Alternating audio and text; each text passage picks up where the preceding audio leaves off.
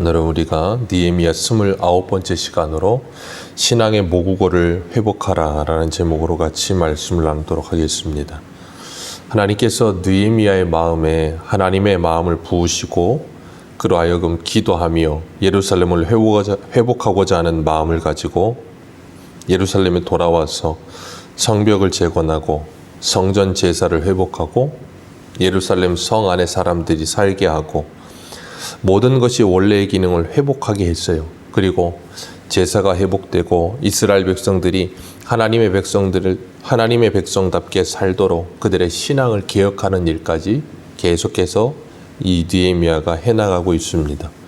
하나님께서 이스라엘 백성들을 구원하실 때 출애굽시키면서 하나님의 백성들을 그 약속의 땅으로 들어가게 하셨습니다.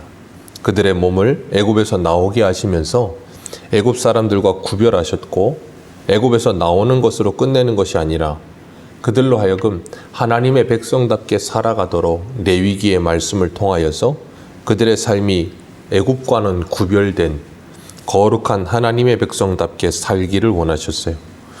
우리가 기억해야 하는 것은 하나님께서 그리스도인을 이 세상 가운데서 불러내신 이유는 우리를 거룩한 하나님의 백성답게 살게 하시기 위함이라는 것을 기억하셔야 됩니다. 그래서 우리가 예수 믿고 구원받아 하나님의 자녀가 된 후로 천국 가는 그날까지 우리에게 있어서 가장 중요한 사명 중 하나가 거룩이에요. 이스라엘 백성들에게 하나님께서 하나님의 말씀을 주시면서 그들이 어떻게 하나님의 백성답게 살아야 하는가를 구체적으로 말씀하시는데 오늘 본문을 보면 이방 여인과 결혼하는 문제 때문에 느헤미야가 분노하면서 그들에게 엄하게 그들을 경책하고 있죠. 이 이방 여인, 이 이스라엘 백성들이 23절에 보면 아스돗과 암몬과 모압 여인을 맞아 아내로 삼았다 그랬습니다. 이스라엘에 여인이 없어서 이방 여인하고 결혼한 거 아닙니다. 분명히 이스라엘 여인들보다 더 매력적이었겠죠. 더 화려하고 더 조건도 좋았겠고 그러다 보니까 그들의 이목을 끌은 거예요. 그래서 하나님의 율법인 이방인과 결혼하지 말라는 그 말씀은 그들에게 더 이상 중요하지 않은 말씀이었어요. 그 말씀보다도 그 여인들이 더 매력적이고 아름다워 보였던 거예요. 그러다 보니까 그들은 하나님의 말씀을 범하고 이방 여인과 결혼하게 되는 거죠. 근데 문제는 이방 여인들과 결혼한 그 결과가 참 비참해요. 그 자녀들을 낳았는데 아스돗 방언은 절반쯤 하여도 유다 방언은 못한다 라고 이야기하고 있습니다. 아스돗 방언은 절반쯤 하는데 유다 방언은 못한다. 우리가 쓰는 말을 흔히 모국어라고 부릅니다. 어머니의 언어라는 표현이죠. 어머니가 쓰는 언어를 자녀들이 그대로 답습하는 거예요. 어머니의 품 안에서 어려서부터 젖을 먹고 자라면서 그 말을 듣고 자라기 때문에 어머니의 언어를 따라서 그 자녀들의 언어의 색깔도 변하죠. 그래서 모국어라고 하고 유대 사회도 이 어머니가 유대인이면 그 자녀를 유대인으로 받아줍니다. 왜 그런가 하면 어머니로부터 어려서부터 신앙교육을 받기 때문에 그런 거예요.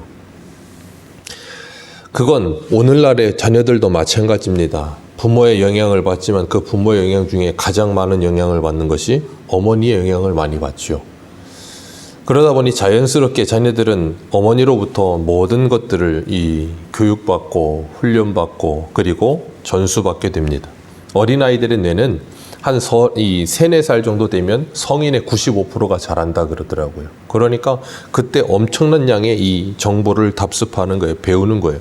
그래서 세상 사람들도 조기 교육 그러는데 가장 좋은 조기 교육은 신앙교육입니다. 어려서 아이들에게 하나님의 말씀을 가르쳐서 그 아이들이 세상적 가치관이 들어오기 전에 하나님의 말씀으로 그 마음과 생각을 자리 잡는 것, 그것보다 중요한 일은 없어요. 지금 이방 여인들이 낳은 아이들은 언어만 못하는 것이 아니라 그들의 신앙도 당연히 어머니가 이방 여인들이다 보니 신앙생활이라는 건 그들에게 있을 수가 없는 거죠. 그러니까 국제 결혼 자체, 이방 여인과 결혼 자체를 하나님께서 금하시는 것이 아니라 이 문제를 하나님께서 막기 위해 금하신 거예요. 이스라엘 백성들 안에 이 세상의 문물이 들어오고 세상의 종교가 들어와서 그들로 하여금 신앙적으로 타락하게 되는 것을 막기 위해서 하나님께서 그렇게 하신 거예요. 이건 이방인이라는 표현이 다른 민족이라는 표현만을 가지고 있는 게 아니에요. 다른 생각을 가진 믿음이 다른 사람들도 이방인이 되는 겁니다. 오늘날도 마찬가지예요. 국제결혼을 말하는 게 아니라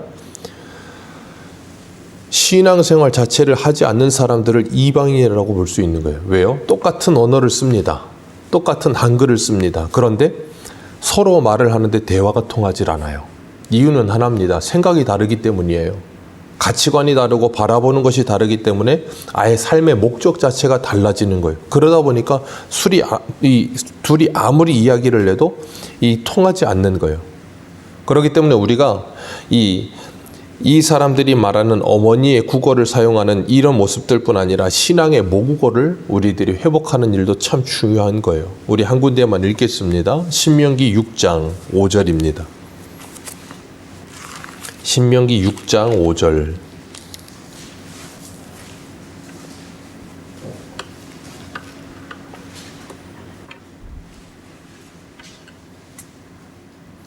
신명기 6장 5절에서 9절까지 우리 같이 한번 읽겠습니다. 시작.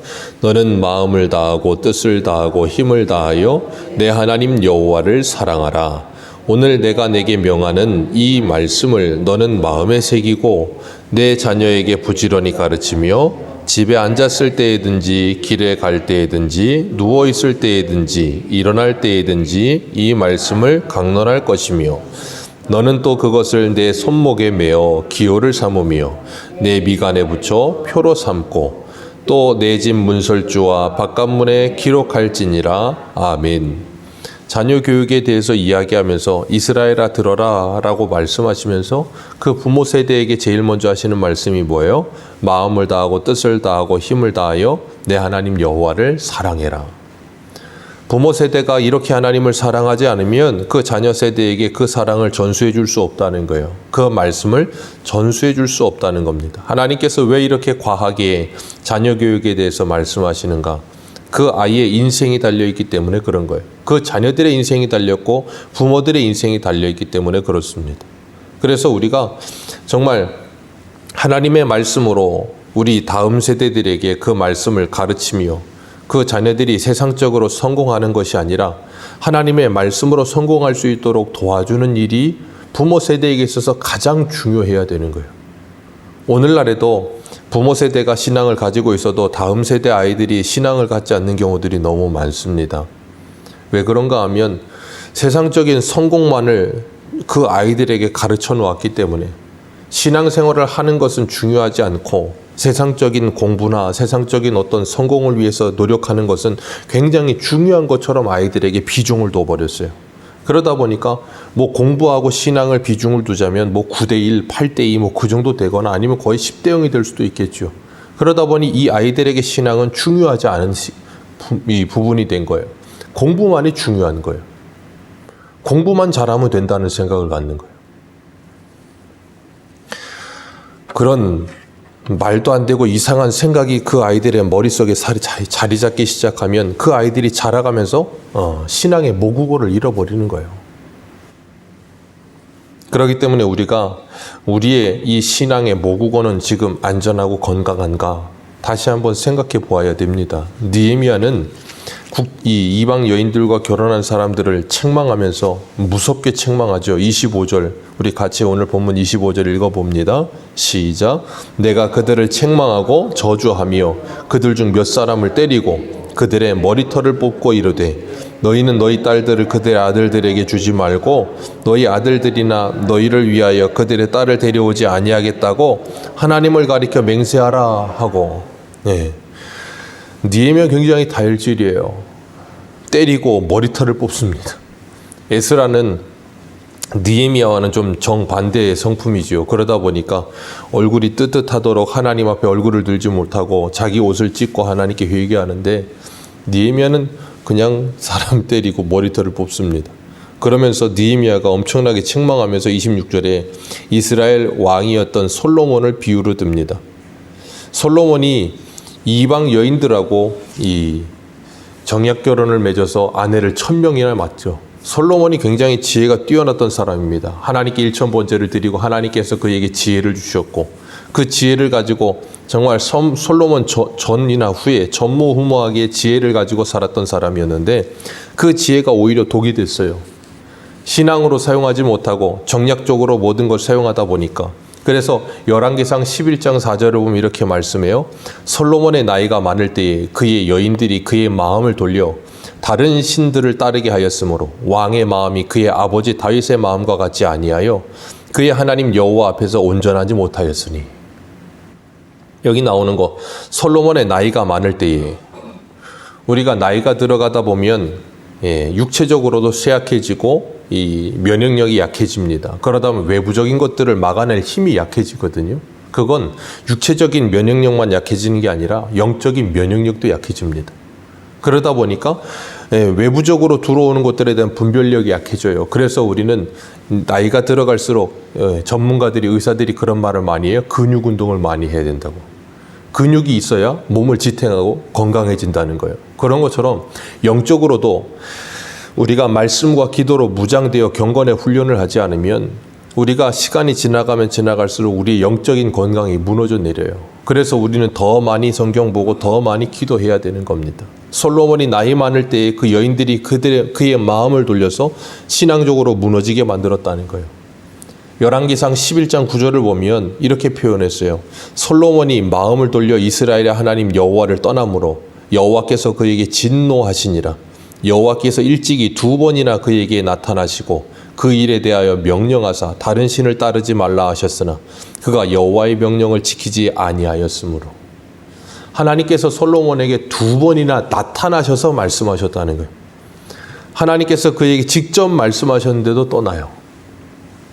그게 이방 여인과 연혼하여 살고 있는 그의 모습인 거예요. 그건 너무나도 자명한 겁니다. 왜요? 너무나도 강한 이 유혹이고 너무나도 강한 힘이거든요. 그걸 근절하고 끊어내지 않으면 그것으로부터 어떤 막아낼 수 있는 힘이 약해지기 시작하면 밀려들게 되어 있는 거예요. 그런 것처럼 오늘 우리들도 마찬가지입니다. 세상을 살아가면서 우리가 세상의 것에 대해서 우리가 세상과 함께 살지 않을 수는 없지만 세상의 것에 대해서 무분별하게 받아들이는 건 너무나도 위험한 겁니다. 좋은 것을 받아들이고 좋지 않은 것을 받아들이지 않는다. 맞는 겁니다. 그런데 때로는 내가 신앙적으로 약해질 때는 그런 것들을 잠시 근절할 필요도 있어요. 잠시 끊어내고 내려놓을 필요도 있다는 거예요. 왜 그런가 하면 분별력이 사라질 때가 있거든요. 그렇기 때문에 우리가 이 신앙의 모국어를 회복한다는 제목처럼 느헤미야가 이방 여인과 결혼하는 그들을 때리고 그들에게 뭐라 그러냐면 너희들은 하나님께 맹세하라는 거예요. 내가 그들과 연혼하지 않겠다 맹세하라는 겁니다. 그리고 그들의 무너진 신앙을 다시금 회복시키고 있는 거예요. 그러나 이후에 또 보면 그들은 또 무너집니다. 우리가 느헤미야에서 봤지만 결단하고 무너지고 그게 사람이거든요. 인간은 그래요. 그렇기 때문에 하나님께서 우리에게 누구를 보내셨어요? 예수 그리스도를 보내신 거예요. 우리는 예수 그리스도가 아니면 하나님의 사람으로 설 수 없는 존재라는 걸 깨닫게 하시고 성령께서 우리 안에 오셔서 끊임없이 우리를 위해 말할 수 없는 단식으로 기도하시고 우리를 하나님의 진리 가운데로 인도하시며 하나님의 말씀으로 책망하시고 우리를 바르게 하시고 그렇게 날마다 교육하여 주시지 않으면 우리도 모르게 이렇게 무너질 수밖에 없다는 걸 가르쳐 주시는 거예요. 그렇기 때문에 이 느헤미야 이렇게 신앙이 아름다웠던 느헤미야가 최선을 다해서 노력하지만 무너지는 그들의 모습을 보여줘요. 그게 바로 사사기예요. 그게 다른 누구의 이야기가 아니고 우리의 이야기예요. 하나님께서 그걸 통해서 우리들에게는 예수 그리스도가 필요하다는 것을 가르쳐 주시는 겁니다.